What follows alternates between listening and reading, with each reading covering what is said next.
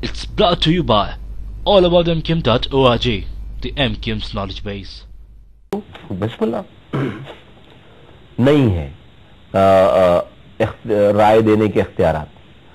जिस ब्रिज का आप जिक्र कर रहे हैं गालिबन वो डीएचए ने बनाया है। आप डीएचए के जो गिजरी पे जो ब्रिज बनाया हुआ उसकी बात करें जी, नहीं है।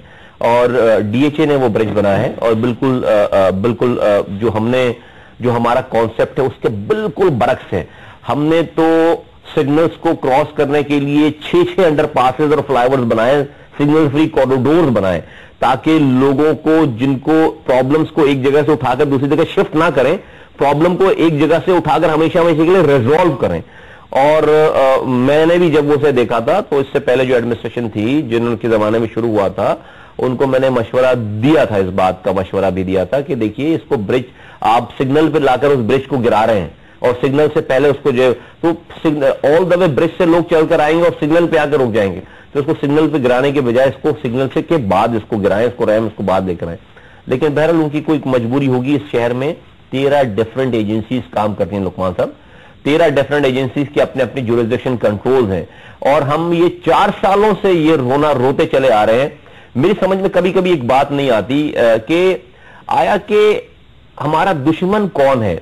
हमारा दुश्मन अमेरिका है, हमारा दुश्मन इजराइल है, हमारा दुश्मन इंडिया है? मुझे तो 4 सालों की इस एडमिनिस्ट्रेशन में रहने के बाद ये लगता है कि हमसे बड़ा हमारा दुश्मन कोई नहीं है। ये इंडिया या इजराइल या अमेरिका आके दूध में पाउडर नहीं मिला रहा, ये केमिकल्स नहीं मिला रहा, ये मरी हुई भैंसों का गोश्त जो है वो रॉ के एजेंट आकर नहीं बेच रहे, ये हम ही लोग कर रहे हैं सारा सिलसिला। ये डिसीजंस किसने करना है? जब मैं और आप समझ सकते हैं इन बातों को जो कि हमारे मुल्क के लिए बेहतर है, शहरी के लिए बेहतर है, तो ये क्या किसी अक़वाम मुत्तहिदा की फोर्स ने आके डिसीजन करने? भाई हम ये डिसीजंस क्यों नहीं डिबेट करके एक महीने में या तो इस चैप्टर को हमेशा के लिए क्लोज कर दें कि there has to be no unity of command. 4 सालों से हर आदमी आर्ग्यू करता है और कन्विंस होता है, लेकिन करता कोई नहीं है इस बात को। तो I mean fail to understand. मैं तो I am frustrated by the way. मुझे बात है कि जिस निजाम से फ्रस्ट्रेट हुए हैं उसी निजाम को मुझे लगता है अब आप लोग फॉलो कर रहे हैं। मसलन मुझे पता चला यहाँ पे एमक्यूएम ने बना रही है, जो सिटी गवर्नमेंट ने सपोर्ट किया, जिसको सन एकेडमी, एक बड़ा को खूबसूरत किस्म का आलीशान स्कूल बनाया, बल्कि आपको भी उसकी फुटेज भी दिखाते हैं, हम गए भी थे वहां पे, इनके साथ ही हमने विजिट किया। वहां पे हालत यह है कि स्टेट ऑफ द आर्ट सारी एजुकेशन देने के बाद आप लोगों ने यह कदम लगा दी है कि यहाँ कोई क्लिफ्टन या डिफेंस का बच्चा नहीं पढ़ेगा। ये तफरीक आप क्यों कर रहे हैं? पहले आप लोग खुद तफरीक का शिकार हुए थे, अब आप खुद क्लासिफिकेशन कर रहे हैं हमारे अलावा किसी का बच्चा नहीं पढ़ेगा। भाई नहीं, ऐसा नहीं।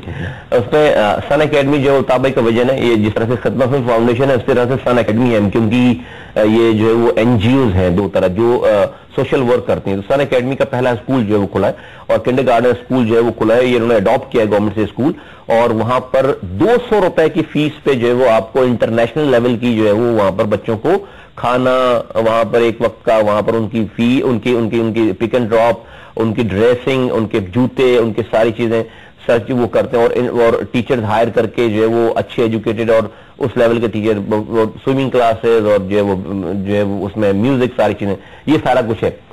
नहीं, उसकी वजह यह है आप जो बता रहे हैं क्लिफ्टन डिफेंस के लड़के बच्चे वहां पर नहीं आने की। क्लिफ्टन डिफेंस का तो नाम नहीं है, उसकी फॉर्म में एक चीज लिखी हुई है।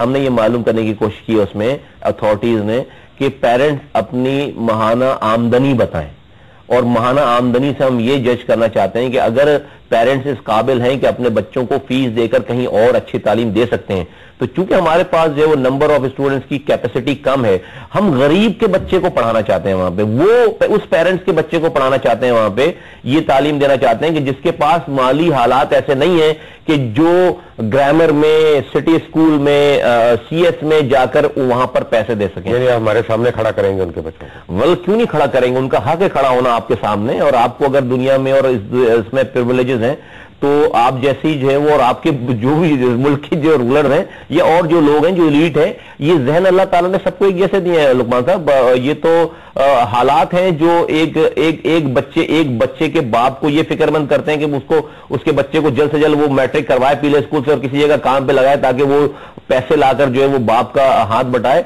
और दूसरी तरफ जो है वो ये फिक्र ही नहीं होती कि बच्चे को कुछ कमा के भी लाना है, कमा कर पहले ही इतना रखा हुआ है कि जो उसकी 7 नस्लें जो है वो खाएंगी।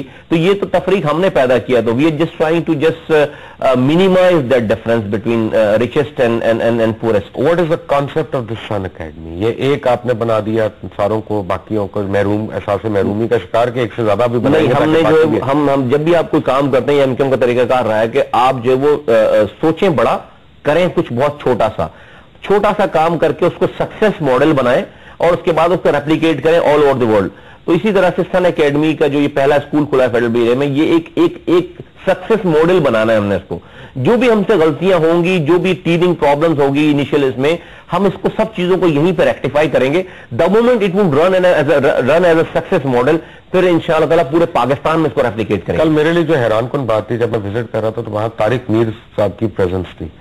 Tariq Mir is a very senior high up member of the MQM, London में बेस्ड है। जब वो पाकिस्तान आए हैं और अनलिमिटेड टाइम गुजार रहे हैं, तो सन एकेडमी में ऐसी कौन सी बात है कि एमक्यूएम ने तमाम वसाइल जो अपने इसमें झोंक दिए? नहीं, तमाम मसाइल नहीं, लेकिन ये है कि हम ये समझते हैं कि सोर्स तो आ गया ना। जी बिल्कुल। और तारिक मीर साहब का जिसमें आपने जिक्र किया, बिल्कुल ये उन्हीं का, he was on the driving seat.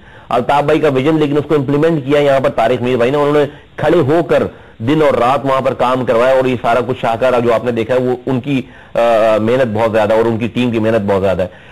मैं समझता हूं कि इसकी इंपॉर्टेंस ही इतनी है कि इसको इस लेवल पे जो है एमक्यूएम ने तरजीह दी है। तालीम किंडरगार्टन से लेकर बच्चे को शुरू करना, यही हमारा फ्यूचर है। आज का जो हम लोग जैसे लोग हैं या हमसे बड़े, उन पे मेहनत करना बहुत ज्यादा, मैं समझता हूं कि अब वो चले गए कारतूस है सारे ना।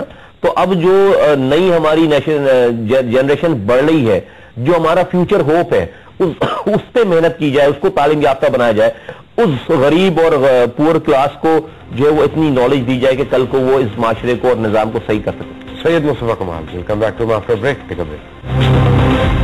Welcome back.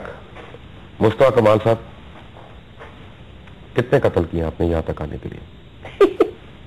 अभी तक तो नहीं किया कुछ। ये क्या परसेप्शन है? मैं लाहौर से आया हूं, मैं बिल्कुल आपको क्लियर कह रहा हूं। हर आदमी जिससे मैं बात करता हूं एमक्यूएम के बारे में, वो कहता है यार तुम एक फाशिस्ट पार्टी को की बात कर रहे हो, ना करो। ये उन लोगों की बात कर रहे हो जिन्होंने बोरी बंद लाशें हमें भेजी। लाहौर में या यहाँ पे? हर जगह पे। कराची में भी? नहीं, कराची में नहीं है, कराची के बाहर। मैं पंजाब की बात कर रहा हूं। मैं पंजाब से। सही है, सही कह रहे हैं। क्या वजह? अच्छा, सही कह रहे हैं हम। ये भी मैंने पूछा लाहौर में या कराची में। एमक्यूएम अगर कातिल जमात है, एमक्यूएम अगर बोरी बंद लाशें भेजने वाली जमात है, एमक्यूएम अगर, आपने भत्ता खो नहीं बोला, मैं खुद बोल देता हूं। मैं आऊंगा भी। अच्छा, कि एमक्यूएम अगर भत्ता लेने वाली जमात है, तो लुकमान साहब, एमक्यूएम ने लाहौर में जाकर कत्ल गारत गरी नहीं की ना, जो लोग बोलते हैं। एमक्यूएम ने जाकर लाहौर वालों से भी अभी तक भत्ता नहीं लिया। एमक्यूएम ने जो है वो लाहौर वालों की बुरी बंद लाश तो अभी तक वहां जाकर कोई नहीं बंद की है। एमक्यूएम अगर ये सारे गलत काम कर रही होगी, तो एमक्यूएम 25 सालों से 26 सालों से इन कराची वालों के ऊपर ही ये काम सारे कर रही होगी। क्या वजह है कि पाकिस्तान का सबसे ज्यादा पढ़ा लिखा शहर, तालीम याफ्ता, जहां पे हर आदमी जो हुज्जत करता है, जहां पर हर आदमी आर्ग्यूमेंट करता है, जहां पर मीडिया आजाद है, जहां पर कैमरे चलते हैं, जहां पर हर आदमी जो है वो यहां पर सोच समझ रखता है, उस जगह पर एमक्यूएम 1987 से लेकर 2008 के जो इलेक्शन हुए, कंटिन्यूअसली नवा इलेक्शन लड़ती है, 9 इलेक्शन लड़ता है। नहीं मानता मुझे शर्मिला फारूकी साहिबा ने इसी प्रोग्राम में बैठ के कहा कि एमक्यूएम से डरते बहुत है। एक सेकंड में अपनी बात कंप्लीट कर लूं।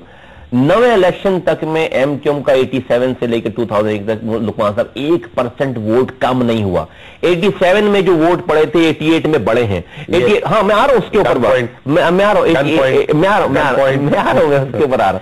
88 में जो वोट पड़े थे उससे ज्यादा पड़े।